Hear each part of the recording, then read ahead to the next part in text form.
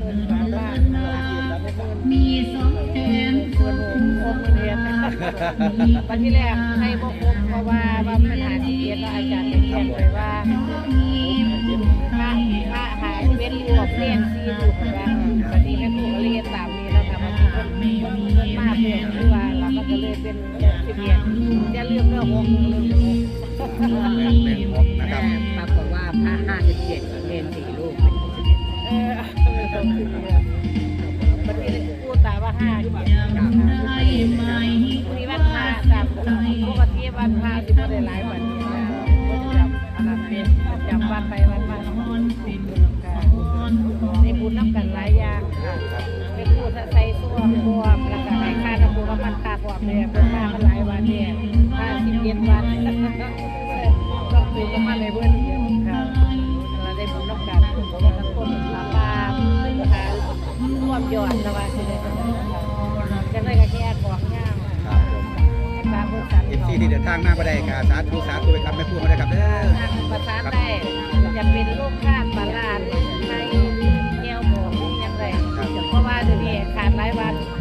วันที่28แล้วก็จองได้แล้วก็30กับงานใหญ่ถวายเรือนให้วันที่30ก็เป็นงานใหญ่เลยครับเด้อถวายเรือนให้ที่นี่ที่แม่ที่โรเบียนขึ้นมาแล้วค่ะให้ว่าให้ได้บุญน้ำกันอยู่ไกลอยู่ตามประเทศได้บุญน้ำกันจะเป็นปลาล่าแก้วบองจะเป็นไข่เป็นปลาทูนะคะที่รวมกันมาพร้อมกันมันคือว่าใจเป็นผู้ใส่ทั่วแล้วก็เอาไว้ว่าผู้เจ้าอาหารดีนะคะอาหารดีต้องทำเงินค่ะแม่ผู้จัดให้เรียบร้อยทั้งวันค่ะได้บุญร่วมกันแล้วก็สบายปัจจัยสร้างพระธาตุเจดีย์นะคะยืนผู้อย่างขนาดคือทับช่องสินไทยว่าถอดไปแล้วนะคะดำเนินไปเรื่อยๆสร้างต้นสร้างไปเรื่อยๆครับผมว่าเขาบริเฮ็ดเย็นเดียวเขาเฮ็ดตลอดทุกวันตลอดตัวมันได้เจอตลอดว่าครับคนลุกเลยครับมันเห็นพระพุทธเจ้าได้หลายทุกวันการทำผู้ให้สู้ให้ประทานสู้มานะคะนี่เงินเทวดาครับเงินเทวดาเงินบ่ได้เป็นคนเป็นขี้ผู้ใดเงินแต่ว่าเงินเสียงสูงคนผู้ใดย้อนความหวังนะคะเป็นผู้ถ้าเขามีความหวังค่ะเหมือนอะไรแต่อย่างร้อยไงอันนี้เขายังมีผู้ตาผู้ที่ว่าเขาไว้ในใจเขาโยมคือเส้นหอนนะคะยุคไก่เพิ่นรับรู้นะคะเพิ่นเป็นยินไก่กับความเชื่อส่วนบุคคลแต่บ่เชื่อกับบ่ต้องรู้สิ่งที่เป็นผู้ละเอียดมากด้วยปฏิหารเกิดขึ้นนะคะเกิดขึ้นกับเจ้าของจังได้มาผ้าบริวารลูกหลานปู่ตาได้เฮ็ดได้สร้างทุกวันนะคะจะเป็นวัดป่าศาสนุบุญวารารามวัดป่าวัดพระยอนวัดโพธิ์พัฒนารามพระพุทธเจ้านะคะใครว่ายอดทุกวันของละเล็กละหน่อยวันนี้สิไปวัดจะ28วันวัดป่าสติวิหารบ้านวัดแดงตะวันแดงวันที่28พ่อกันนะคะ101จังหวัด101นั่นบ่ครับจาก101กระเทียมจังซี่ล่ะค่ะเฮ็ดต้นขับป้าล่ะค่ะมีรับถวายต้นขับป้าสร้างรวมสร้างไว้น้ำเพื่อนนั่นล่ะค่ะยอดของละเล็กละหน่อยถ้าน้องสองหองเพิ่นบนกูได้ยิ้มน้องสองหองบ่ครับน้องสองหองเพิ่นบนกูว่างานเพิ่นมาเพิ่นบนถ้าเพิ่นบ่หน่อยเพิ่นได้ถวายของแง่กับต้นขับป้าถวายของย่างหมู่บ้านนี้เพราะเราเพิ่นมีขึ้นแล้วครับค่ะเพิ่นขอให้แสนจังหา6แสน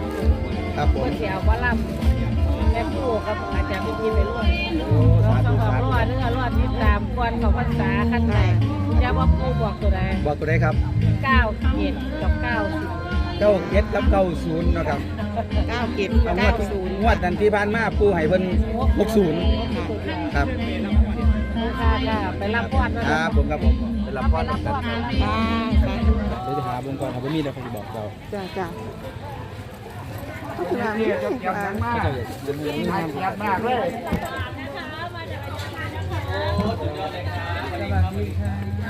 เดี๋ยวไปศาลาก่อนเดี๋ยวลงมาทายกันนะคะห้องเด็กมารวมคนนั่งเป็นนิมนต์ไทยนิมนต์พระ17 รูปแต่พอได้พบใจกันหลายอยู่ 61ทั้งเนรอ๋อ61ทั้งเนรเนร4เสด็จพระว่าเท่าไหร่อ๋อ57แต่เรียนที่เขาไม่บอกเรียนน้องพอดีสาธุ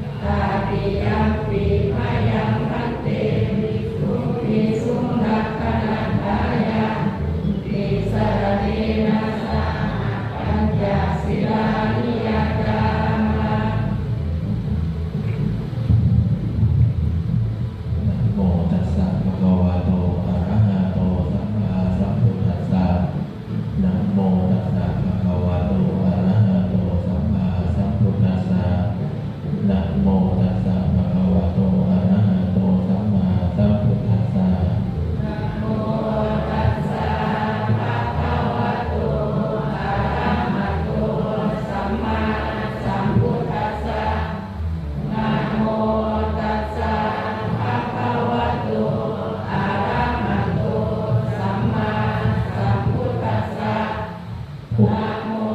ตัสสะภะคะวะโตอะระหะโตสัมมาสัมพุทธัสสะ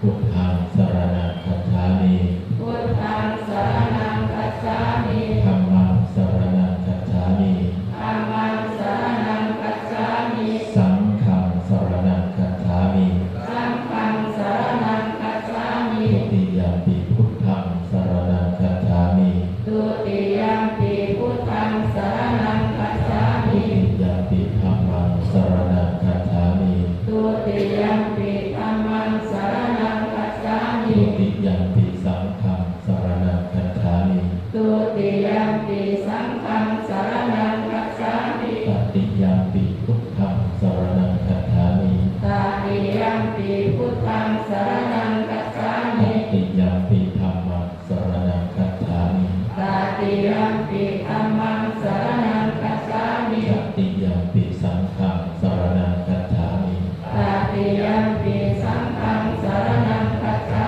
มิ ติสรณะธรรมนังนิพิตัง สาธุรังเอ ปานาติปาตาเว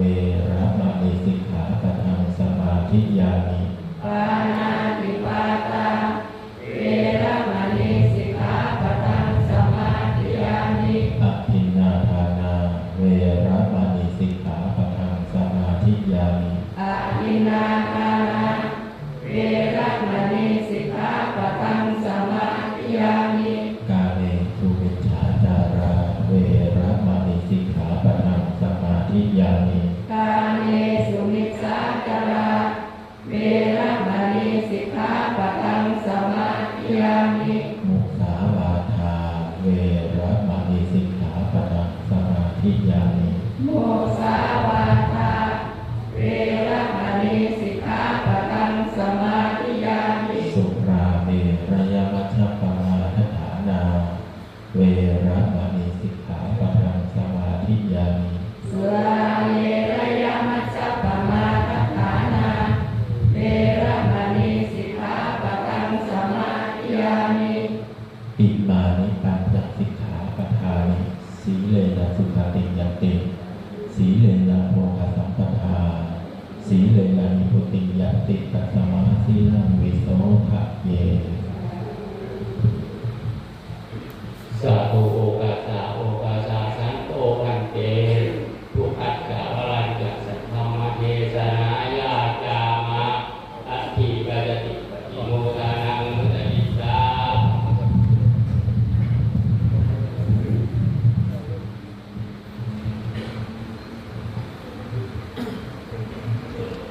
นะโมตัสสะภะคะวะโต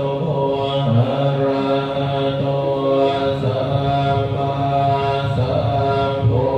ทธัสสะนะโมตัสสะภะคะวะโตอะระหะโต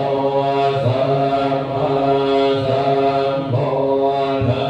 สสะนะโมตัสสะภะคะวะโตอะระหะโต